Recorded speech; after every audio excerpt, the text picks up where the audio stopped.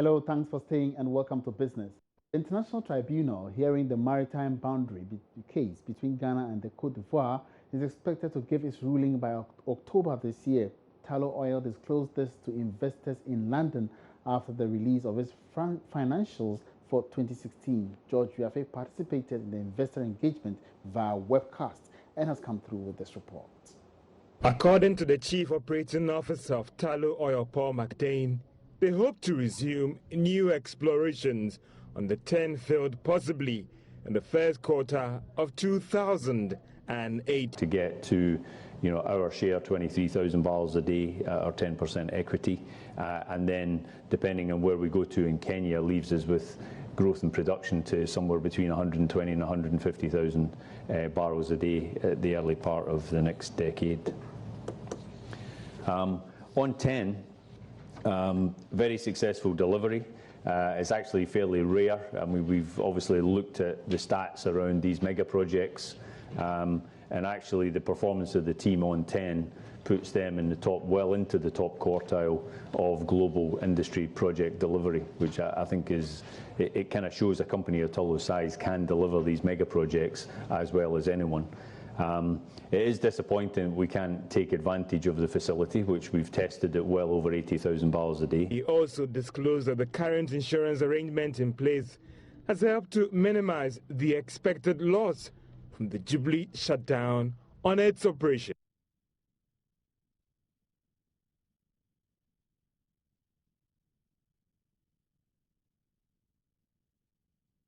Meanwhile, Ghana yesterday accused the Ivory Coast of going against an original agreement between the two countries on their maritime boundaries. A member of the International Council representing Ghana, Clara Berenberg, challenged Ivory Coast's claim to the portion of maritime boundary under the dispute before the chamber of the International Tribunal of the Laws of the Sea in Hamburg, Germany.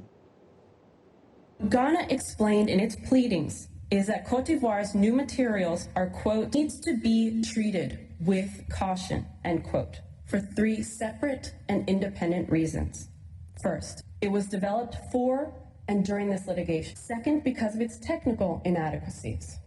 And third, of course, because of Côte d'Ivoire's breach of its agreement with Ghana to rely on the international hydrographical charts.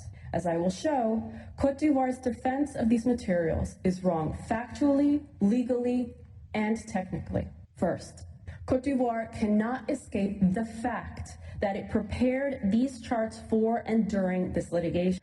Côte d'Ivoire cites to the March 2014 work proposal by its expert Argans as evidence that it decided to produce new charts 5 months before this litigation began. But by March 2014, Côte d'Ivoire had already threatened Ghana's concessionaires to leave the disputed waters.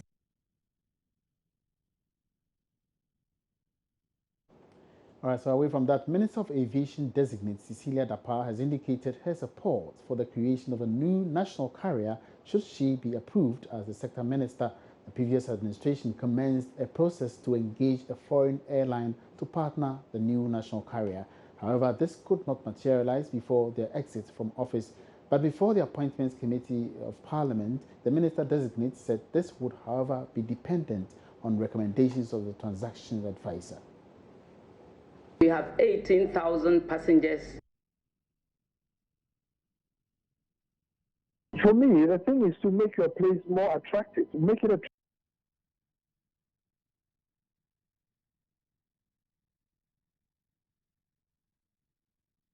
We have 18,000 passengers by British Airways annually. And the whole world, for instance, we have 7 billion people traveling by air. And as we can see, in the sub-region, ECOWAS region alone, we have 326 million people. In Africa, 1.2 million people. And 60% of all travels is done by air. So there's no doubt that at least we can have a niche inside there for Ghana. And I will, with all the passion and fire burning in me, make sure that we get a national carrier. Chairman, just another follow-up. With all the fire and the passion burning, after childbirth is baptism. When should we expect the baptism of the new airline name? Mr. Chairman, I'll cross my fingers. The consultant said 2 years, and I said we should do it in a year if possible. So between 1 and 2 years, I think that should be the period. We should all back it up in prayers. Thank you.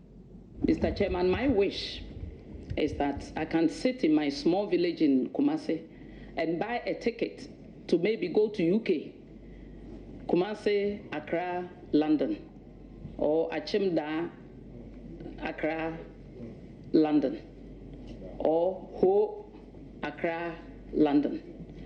That is why I was just saying that I will sit down with them, get their first time, because I can sit here and assume that I know all the reasons for their dwindling fortunes. I don't, because I'm yet to meet with them and to talk to them, so I can safely report back to the committee if the need arises. Very interesting comments there by the Aviation Minister Designate Cecilia Dapaah. Moving on, new entrant into the banking industry, Heritage, is promising to focus on customer service as a strategy to grow the business. Heritage Bank formally opened its doors to the public after an official launch by Governor of the Central Bank, Dr. Abdul Nasiru Isahaku. Managing Director Patrick Fission said they will also offer world-class banking to its customers. Heritage Bank is the 34th entrant into Ghana's banking industry and is an indigenous bank. The locally owned bank hopes to utilize technology to reach out to its diverse client base, as well as providing other banking services. Some banking stakeholders believe technology has not been fully maximized. This is because majority of the banking population is not familiar with various forms of technology utilization. In an interview at the sidelines of the launch of Heritage Bank, Managing Director Patrick Fission said there is a need for the banks to educate their customers. I mean, the use and deployment of technology must be viewed in conjunction with the state of development of the economy. So your use of technology must keep pace with the level of awareness of the banking population. So in addition to rolling out products and services, we'll be rolling out, also holding seminars and other workshops to, in a sense, educate the banking population how best the technology tools available will be utilized. One of the challenges that current banks have faced is that even as these technology platforms are rolled out, you'll find that a significant number of our population is unable to make use of these because of lack of knowledge. And that's one gap we aim to bridge, and that's one area where Heritage Bank will be different. Heritage is currently headquartered at the airport city, but hopes to expand to cover 6 other locations in the city.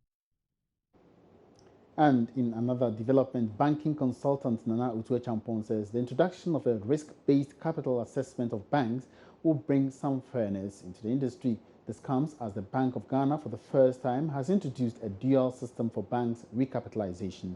Nana Utuechampong lauded the move as in an interview with Joy Business. Regulatory capital is the one which is set by the regulator, and is a one-size-fits-all. Irrespective of your size, if they settle for 300 and you are a universal bank, then you have to have that 300 million. Economic capital, on the other hand, relates to the economic activity of the institution, and it's a complex formula, but eventually what it is saying is that if you have more economic activity, which means you are exposing deposited money to more risk, then your capital should match the economic activity that you are undertaking. Let's illustrate it with an example. Let's take the universal bank, a bank like Standard Chartered, Barclays, or GCB, which are the top big banks, or EcoBank, relative to a small bank like Bank of Baroda, right? When you set the regulatory capital of 300 million, whether you are GCB or Baroda, you pay the same, you have to have that same 300 million. But then you ask yourself, what is the economic activity for a bank like GCB with 156 branches compared to a bank like Baroda with 3 branches? The economic activities cannot be the same. And therefore, if you do the one-size-fits-all, you disadvantage some of them. So therefore, the idea of the regulator coming with a two-stage sort of capital, I think is most welcome, where you set the first base, which is the regulatory one, and then you allow them to have economic capital, which will depend on the economic activity that they are generating. And on that note, we end tonight's business. Many thanks for your attention. For more business news updates, log on to myjoyonline.com/business. My name is Emmanuel Abuaji Riafi. Good evening.